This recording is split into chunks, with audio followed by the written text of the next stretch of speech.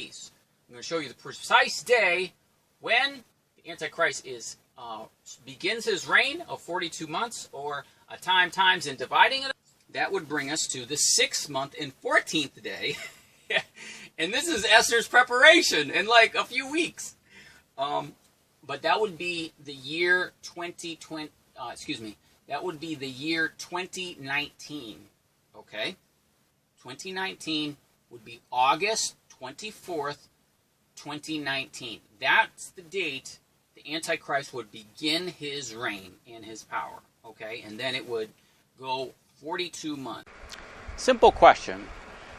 How is it that we were to make that statement 3 years ago before the election, and it came into fruition? August 21st, Donald Trump declared himself to be the chosen one. He quoted someone saying that said he was the king of Israel. He was the second coming of God. Clearly, Donald Trump repeated these statements on his own Twitter account as blasphemy. We said that 3 years ago. Now, to clarify the intro of the video, we're not saying Donald Trump is the Antichrist, but he is the 7th king. And he is fulfilling the things in the scriptures about the mouth speaking great words. And in doing so, he has triggered these 42 months that the beast should receive its power. So it's happened, okay? Now what we're going to do is go through the details of the prophecy. This is a teaching YouTube channel. We go through the teaching, we explain the prophecy, we explain the details to educate the people. Okay? Now many of you may have different, political agendas. We don't care. We care about the second coming of Jesus Christ. Okay? I don't care what country you're from or what political persuasion. None of it matters. All of it's going to be destroyed. Okay? The stone from the mountain that is hewn without man's hands is going to break all these kingdoms, including America. Now, Donald Trump, of course, was quoting somebody. And let's look at what this guy said. If you haven't watched the show, I happen to be Jewish by birth, and 75% of all Jews vote Democrat, and they don't like Trump. And this is the greatest president for Jews and for Israel in the history of the world, not just America. Trump's the best president for Israel in the history of the world, and the Jewish people love him like he is the king of Israel. They love him like he is the second coming of God. And in America, American Jews don't like him. They don't even know what they're doing or saying anymore. It makes no sense. But that's okay. He keeps doing what he's doing. He's good for all of us. Now, another thing that Donald Trump has done in his campaign and everything else is quote this poem called the Snake Poem. Now, any type of Christian would never utter these statements. Like, if you're a Christian and someone says to you, you're, some kind of chosen one, or you're some kind of king of Israel, or you're the second coming of God, you would immediately squash those statements. But Donald Trump has made an effort to put that on his Twitter account for the world to see. Now, during his trips of different kind of high school prep rallies, right, he will repeat this poem. It's called the Snake Poem. And another thing, if you're a Christian, you would never repeat this poem because it's very strange. It's very, it's like a parable, right? But it's pretty clear it's the Garden of Eden and the snake, okay? And the snake bites the woman. But let's listen to him repeat it.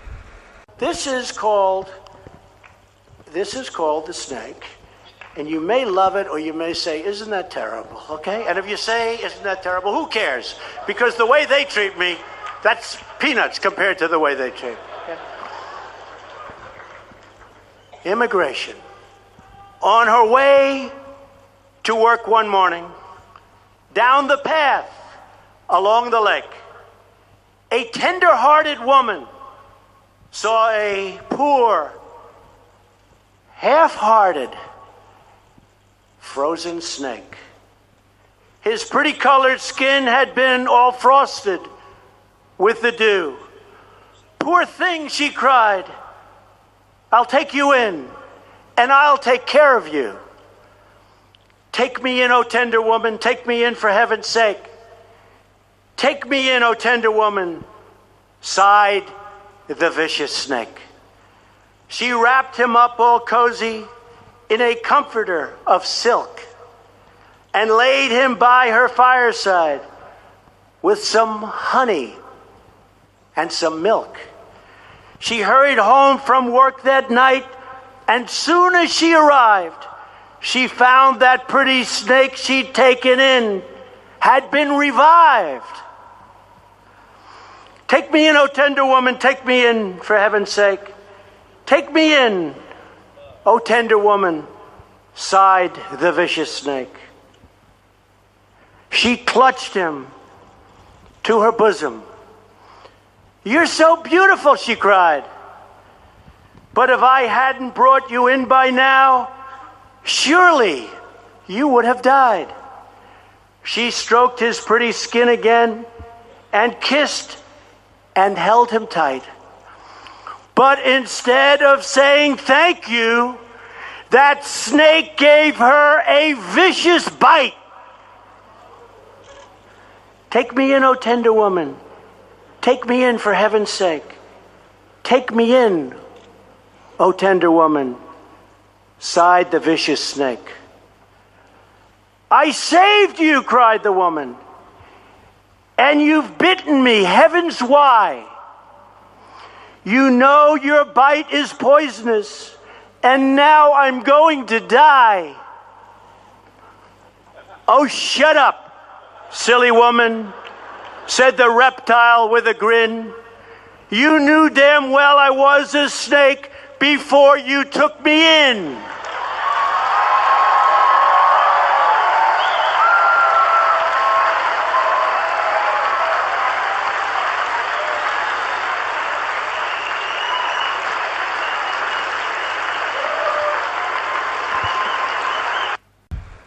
Okay, now let's get into the notes of the details of this prophecy, 42 months. I'll make the notes available in the description field of the video. Just click on the notes and then you can print those off now and study along, or print those off and take the time to learn this prophecy, these 42 months, times and a half a time. Okay, here's our notes. And guys, we have another video. We're not going to spend a whole lot of time on explaining this first part, but we're just going to summarize real quick. Donald Trump is the lion with two eagle's wings. We find this in Daniel 7. In Daniel 7, there's 4 kings, okay? And then in Revelation 12:3, there's the dragon receives a 7th crown. So that is a time period where the 7th king is crowned, okay? Revelation 13:2 has the mouth of a lion, and he's speaking great things and blasphemy. And then what it says is power is given to him 42 months. So when he blasphemies, we have 42 months. Now, the way we know he's the 7th king is through the interpretation of Daniel chapter 8. In Daniel chapter 8, you have a great king, and from him stems 4 notable ones, okay? And from the 4 notable ones comes a little horn. Now, this little horn is Daniel chapter 8. There's another little horn in Daniel chapter 7. They're not the same person. But we can clearly see from the succession of U.S. presidents, we have Reagan, and then we have G.W. Bush, Clinton, H.W. Bush, and then Obama. Okay, these are the 4 notable ones that come from the great king. And then Obama then becomes the little horn, which is the 6th. Okay? Now, Revelation 12:12, the devil has come down, you having great wrath, because he knows he has a short time. Short here is oligos. Okay? And the 7th must continue a short space, oligos. Okay? So, in Revelation 17:10, there are 7 kings. 5 are fallen. Okay, these are the 5. One is the 6th, and that's the little horn of Daniel chapter 8. The 7th must continue a short space. So the 7th is Trump. Okay? And the beast is the 8th. So that's why we have just the 8th and there's nobody there, because we don't know. Now, how do we go about determining these 42 months? Well, we have a perfect match of Esther, as we've shown you in previous videos, with the book of Revelation. Okay, and so in Esther, she is crowned. And once she is crowned, we have Esther chapter 3, which then shows us Haman receiving his power and his seat. Now, without going through the whole story of Esther, basically the Haman character is a type of the son of perdition, the man of sin. Okay, and he is killed at the end of the book in the 12th year. Okay, so remember we have 42 months, and then in the 12th year he is killed. Now he's killed on the 14th day of the 12th month. So we have a precise date that's given. All right, now what's amazing is he is killed, Haman is killed on the same gallows he made to kill Mordecai. And those gallows are 50 cubits high. Now if we take the amount of inches in a cubit from the sacred cubit, which is 25.2 inches, and we multiply that by 50, we get 1,260 days. Amazing. So what happens? Haman is killed on the gallows, and there's 1,260 inches in those gallows. So that is giving us time when we count from Purim. Okay, Purim is the 15th day of the 12th month, okay, and it just so happens to be the 12th year. So they celebrate the execution of Haman and his 10 sons.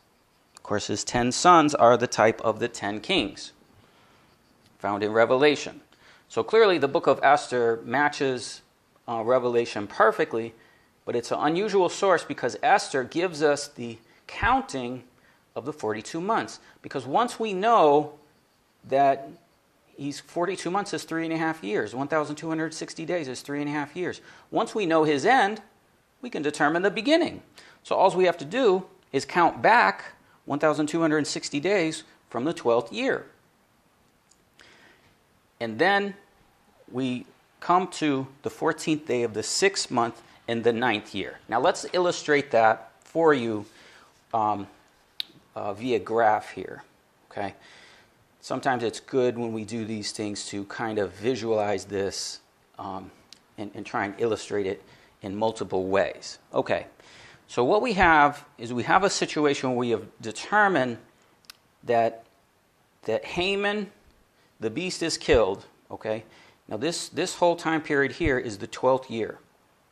Okay, so going towards the end of that year is the 12th month. That's when Haman is killed, okay? And we can see that. You can see that here. Antichrist killed. Now all we do is we just take this and then we go back 3 years. So we go back from there. There's 1 year. And go back from there 2 years. And go back from there 3 years and a half. And then we come to the 9th year, okay? And here, the 6th month, the midway point of the year, right? And then you can see we have it here, the Antichrist begins his reigns. Well, that's what we understood at the time because we interpret this as being the revealing of the Antichrist. But it's not. He just has his power. And the lion with the mouth of the beast with the mouth of a lion is exhibiting those blasphemies, ushering in these 42 months, right? Okay, so that happened on a precise day that we showed you. Okay, we said to look for this day in the future. And what is it? It's the 6th month. Okay, so it's in the year. You can see right here, 2019. This is the beginning of 2019. This is the spring. Okay, and then spring, summer here. And as we enter the fall, the 6th month, the middle point of the 6th month, we were watching for some indication of this fulfillment. And we saw it. It happened. Okay? So now, what we do is we never do private interpretation, guys. If this is true, this is an important prophecy, we must have multiple witnesses, multiple things throughout the scriptures that explain this. Okay? Now we saw in here, see what it says, a third of the sun, moon, and stars are darkened. It's a fourth trumpet. Now in the other videos we have shown you how it, don't let the winds blow. Okay? So the winds blowing, the trumpets are exhibiting some of the characteristics, but there's something holding them back. The angels are still holding them back. But that fourth trumpet, we can see when we count back, all right, we can look at that fourth trumpet in Revelation 8:12. The fourth angel sounded, a third part of the sun, moon, and stars were darkened, and the day did not shine for a third part. Okay? Well, our second witness to the interpretation we're giving you is in Ezekiel 32. In Ezekiel 32:7, I will cover the heavens, the stars will become dark, and I will cover the sun, and the moon will not give her light. So clearly this is the fourth trumpet that Ezekiel is describing. Now Ezekiel 32 verse 1 tells us we're in the 12th year. Okay, and this is a prophecy that we'll see against Pharaoh. So in the 12th year, in the first day of the month of the 12th month. Okay, so this starts off in the 12th year, first day of the 12th month. Then verse 17 tells us it's the 12th year in the 15th day. And we perceive that also be the 12th month. Okay, so now you can see this 15th day, this is Purim. We showed you Purim here. That's the same year. We got the 12th year in Esther, we got the 12th year in Ezekiel. And you got Purim, which is the 15th day of the 12th month, and you got the 15th day of the 12th month right here in Ezekiel 32:17. Now this prophecy is about Pharaoh, and he goes to hell, guys. And that's what it says in Revelation 20:20, when the beast goes into the lake of fire. Okay? But it says this Pharaoh's like a young lion, a dragon from the sea. So why would Donald Trump be, talking about this snake poem? This is very strange, cryptic things he's doing. But, the saints of the Most High, those with victory over the beast, they know what he's doing. They're onto him, okay? But the rest got to be educated, okay? But it's a trial to see what's your loyalty. What's your loyalty? America? Some kind of political party? Or is your loyalty to the Lamb? That's why we got to go through tribulation, all right? Daniel 12:7, it shall be a time, times, and half a time, when he shall have accomplished to scatter the power of the holy people. Okay, so there's a testing time for the people, 42 months to deal with the beast. Daniel 11:36, the king will do his will. He will exalt himself. He will magnify himself above every god and speak marvelous things against God. That's exactly what we can see this guy doing. Daniel 7:25, he shall speak great words against the Most High and shall wear out the saints and change the times and the laws. We know those are the Noahide laws and Sunday laws. And they shall be given into his hand for a time, a times, and a dividing a time. So that's why the apostate Christians got to go through this, because they're the great multitude that is not loyal to Christ. Okay, they got to go through this. They got to deal with this beast. Okay, for a time, times, and half a time. That's 42 months. All right, and then same thing. Revelation 13:6. He opened his mouth in blasphemy against the God in his name. We've been telling you how they're coming against his name, Jesus Christ. His tabernacle, all right, and them that dwell in heaven. And it was given to make war with the saints and to overcome them, and power was given to him over all tribes, tongues, and nations. That's a description of the great multitude. So guys, that's the prophecy of the 42 months. 42 months happens by time period, okay? And we find that time period through Esther and through Ezekiel chapter 32. But I encourage you, if you haven't watched it, to watch Trump, the lion with two eagles' wings, and Daniel with the mouth of a lion, the seventh crown, and this whole prophecy. Now, guys, if many of you, look, if you voted for this guy and you're still, loyal to him, just consider this is a component of the beast, all right? This channel, yeah, we teach, but we teach repentance, man. Repent, for the kingdom is at hand. You have to look at yourself and say, what am I doing? How is it that I was deceived by this? That's what it said in the last days. We would be deceived, okay?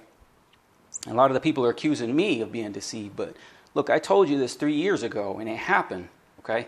So you have lots of questions. What about this? What about that? Look, I don't have all the answers. You got to talk to God. Get the answers from him, okay? I'm just telling you what's going down, all right? So thanks for watching. I may have enough content here, guys, to establish a new playlist.